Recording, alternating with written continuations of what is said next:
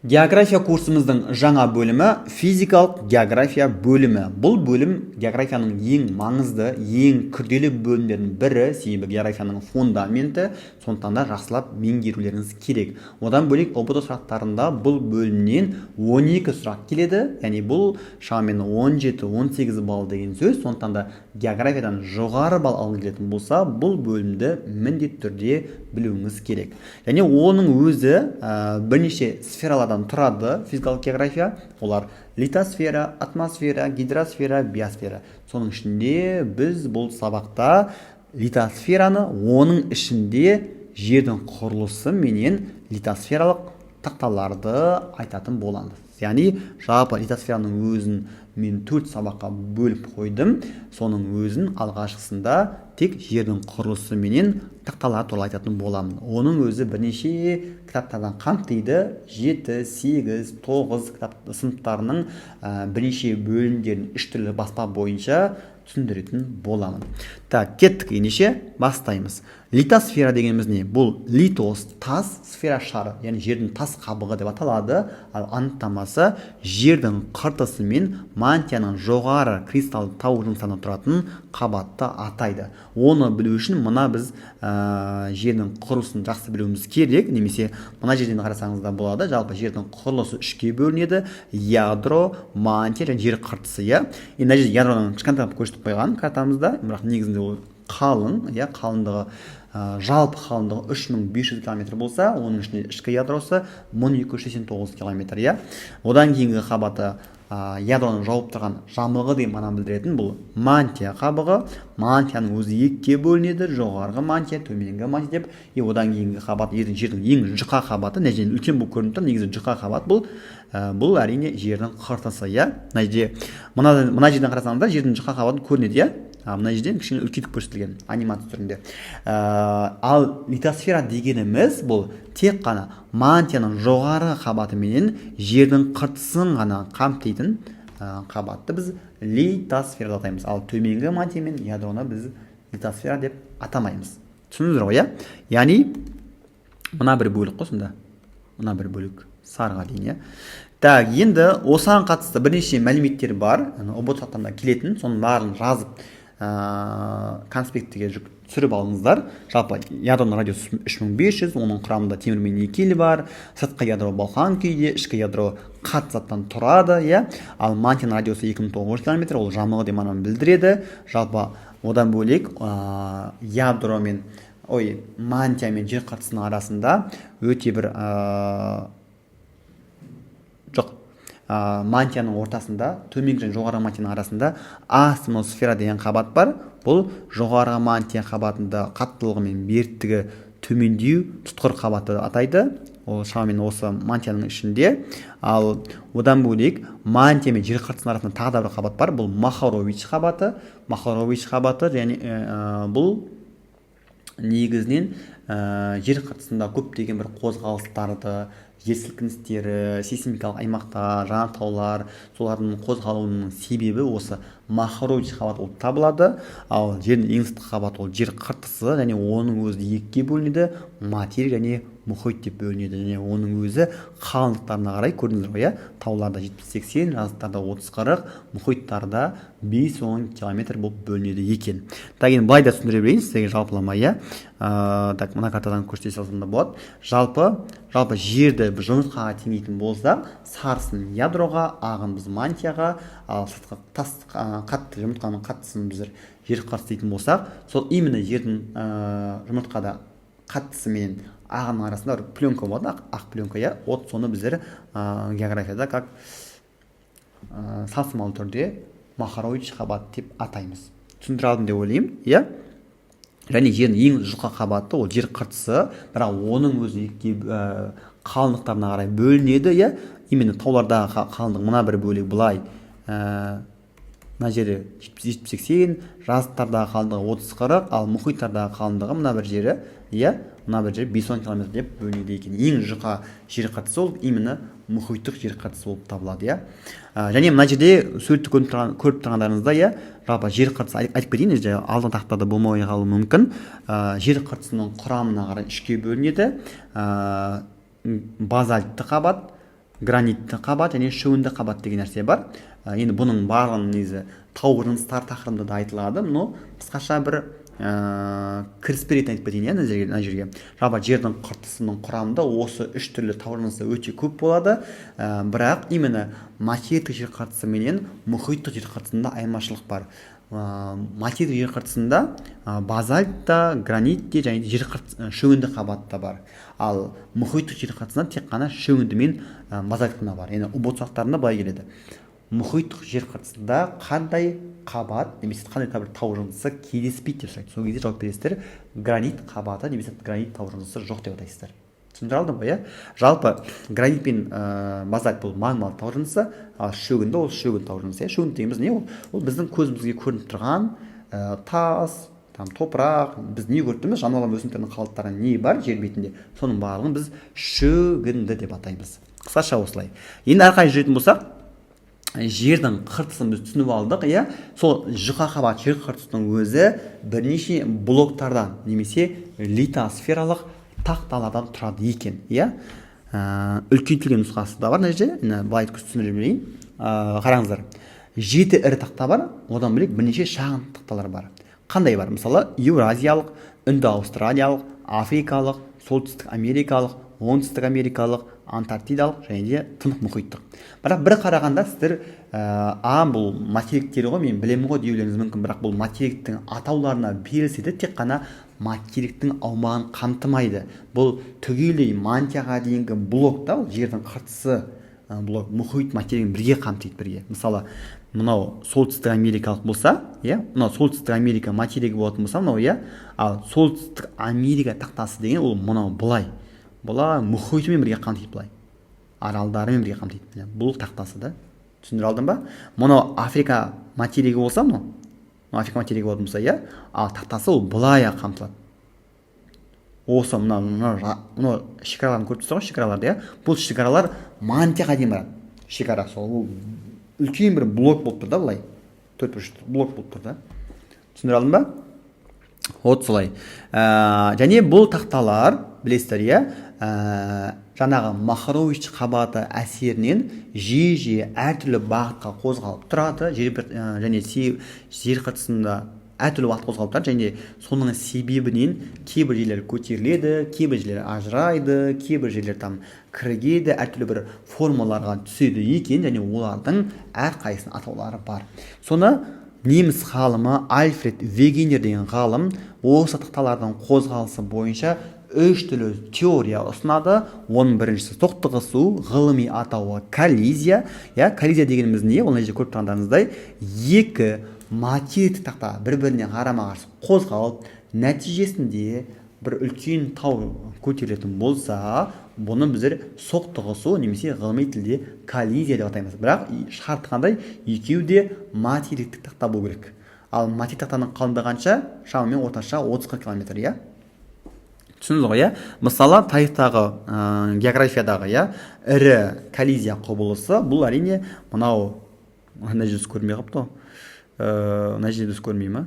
Міне, Үнді-Аустралия тақтасы менен, иә, Еуразия тақтасы соқтығысып, нәтижесінде Үндістанның солтүстігінде үлкен биік тау, Гималай тауы көтерілген. Келесі құбылыс бар, бұл кірігу деген теория бар. Кірігу дегеніміз бұл ғылыми тілде субдукция.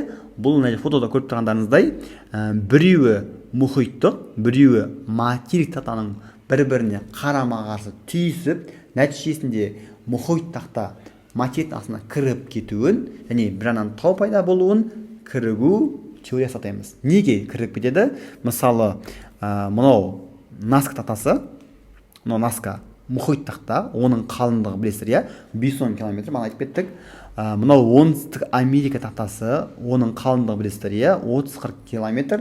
Енді 510 мен 30-40 түйіскенде не пайда болады? Әрине 510 30-40 астына кіріп кетеді. Нәтижесінде географияда үлкен мұхит асты шұңғымалары пайда болады. Нәтижесінде, яғни осының түйісу салдарынан Перу шұңғымасы менен Анды тауы көтерілген екен.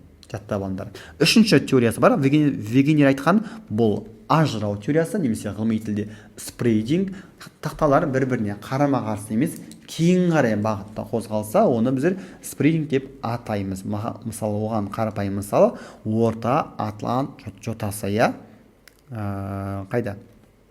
Міне, мына қараңыздар, мына жерде негізі үлкен жарық пайда болғанда, бірақ енді оның орнында мантиядан магма шыққасын, үлкен бір мұхит асты тау. Мұхит асты тауды біз жота дейміз да, жота пайда болған. Неге? Себебі мысалы Африка, Оңтүстік Америка, Еуразия, Солтүстік Америка бәрі басқа бағытта қозғалып жатыр да.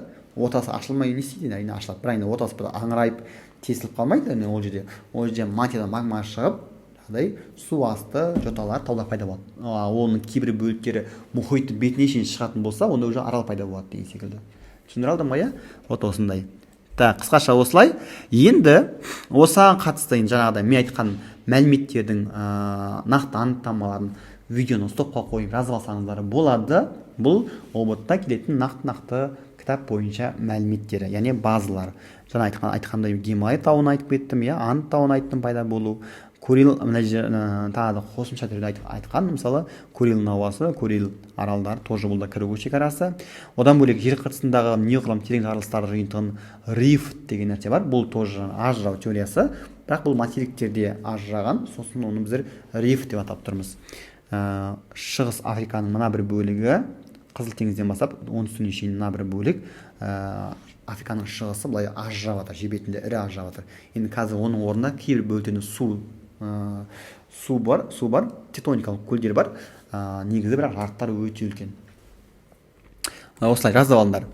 Енді әрмен қарай жалғастырамыз. Бізде тақталарды өттік, енді сол тақталардың қозғалатын жері бар, қозғалмайтын жері бар. Тақталардың қозғалмайтын неғұрлым жазық, тегіс бөлігін біз платформа деп атаймыз. Суретте көріп тұрғандай, бұл платформа. Яғни мына бір бөлік. Көрдіңіз ғой, иә? Енді бұл платформаның айырмашылығындай, бұл жер сілкінісі болмайды, жанартау атқылауы, түрлі бір геологиялық ішкі құбылыстар қатты байқалмайды бұл жерлерде. Жер бетінде көптеген бір нелер бар, жазылмай қалған ба? Платформалар бар, ежелгі, жас деген секілді. Мен картаға қарап бірнеше платформаны айтып кетейін сіздерге. Мысалы, бұлар платформа деген имені тақталардың түйісу шекарасында болмайды имені. Олар түйісу шекарасында емес, ол бөлек тұрған жер. Сол себепті ол жер қатты қозғалмайды. Тақта қозғалса да адамға жалпы жерге білінбейді ол. Қандай жерлер бар? Мысалы, Еуразияның мысалы мына бір шығыс Еуропа жазығы, мысалы біздің батыс Қазақстан кіреді, иә? Мына осы шығыс Еуропа жазығы. Мысалы Оралда, Атырауда жер сілкінісі бола ма? Болмайды деген секілді, иә? Немесе Сібір аймақтары, мысалы солтүстік Қазақстан біздің кіреді, иә? Немесе мысалы Арабияның орталық бөлігі демесек, атақ шеттері қозғалуы мүмкін, но орталықтары мысалы. Солтүстік Американың мына бір шеткі негізгі бөліктері, оңтүстік Американың негізгі бөліктері, иә? Тау жағы емес. Аустралияның өзі, материктің өзі. Шекарада орналаспаған ғой, шекарада емес. То есть оның барлығы не? Бұлардың барлығы платформаға жатады. Бірақ шекаралары кірмейді именно. Тақталардың шекаралары. Және тақталардың өзі, платформалардың өзі екіге бөлінеді. Біріншісі қалқан, екіншісі плита, немесе қазақша атауы тақта деп бөлінеді. Ол не деген сөз? Бұл тақталардың бетін негізін құрайтын қатты кристалды жыныстардың жер бетіне шығып жатқан бөлігін қалқан атаймыз. Ал платформаның бетін әртүрлі шөгінді жыныстар жауып жатқан болса, оны біздер тақта деп атаймыз. Айырмашылық қандай? Қараңыздар, мысалы, жер ең алғаш пайда болған кезде қатты жыныс болған. Өте қатты жыныс болған, магмалық жыныс қой, яғни не өсімдік жоқ, жануар жоқ, топырақ жоқ, ешнәрсе жоқ, естіп көріңдер. Дым жоқ жер бетін, тасты жыныста. Соны біз не дейміз?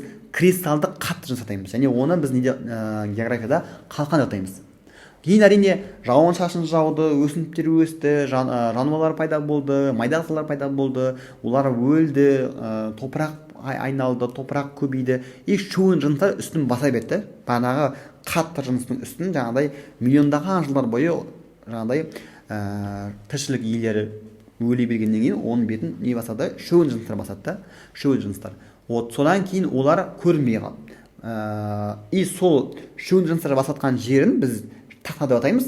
ал бірақ кейбір жерлерінде шығып жатқан жерлер бар.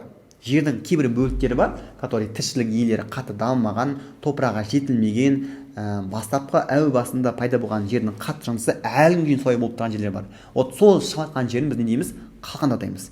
Мысалы қандай жерлер? Мысалы жердің ең солтүстік және ең оңтүстік полюстері, иә? Мына жақта мысалы өте суық солтүстік бөліктер, иә? Ресейдің солтүстігі, Канаданың солтүстік бөліктері өте суық, топырақ қатты жетілмеген, өсімдіктер почти жоқ, тек мүкпен ғана болмаса, жануарлар түрлері өте аз деген секілді, иә? И бұл жер қатты жыныс болып тұр да. Басында пайда болған жыныс сол күйі болып тұр деген. Яғни оны біз не дейміз? Әрине қалқан деп атаймыз да. Сол себепті жер бетінде ірі қалқандар да осы именно солтүстік бөліктерде таралған. Енді расын жазып қойған, ірі расы осындай деп. Ірі қалқандар мынау: Канада, Балтық, Украин, Охот, Колым, Алдан, Анабар деген секілді ірі қалқандар. Бұның барлығы енді атаулары просто мемлекеттің бір теңіздің атауын беріп қойған, ол маңызды емес, бірақ бізге сол атауларынан қарап та біз географиялық орын тауып алу оңай да. Канада десек уже түсінікті нәрсе да. Канаданың солтүстік бөлігі деген сияқты ғой енді. Мысалы мына жерде мысалы Канада, мына жақта Балтық, Украин, мына жақта Алдан, Анабар деген секілді ірі қалқандар осы солтүстік бөліктерде екен. Яғни бұлар платформаның бетіндегі қатты тасты жыныстары. Ал қалқан бөліктері мысалы уже қоңыржай белдеулер, тропик, экватор белдеулерден жануарлар өсімдіктер көп болғаннан кейін, әрине адамдар көп тұрғаннан кейін жақта шөгін жыныстары өте көп. Сәйкесінше ол жерде біз не дейміз? Платформаның тақта түрі деп атаймыз. Так, енді әрмен қарай жалғастыратын болсақ, жер бетінің қозғалмайтын бөлігін біздер платформа деп атасақ, қозғалатын бөлігін біз не дейміз? Геосинклинал деп атаймыз да. Жер қыртысының қозғалмалы белгілері мен катаға көрсетіп қойдым.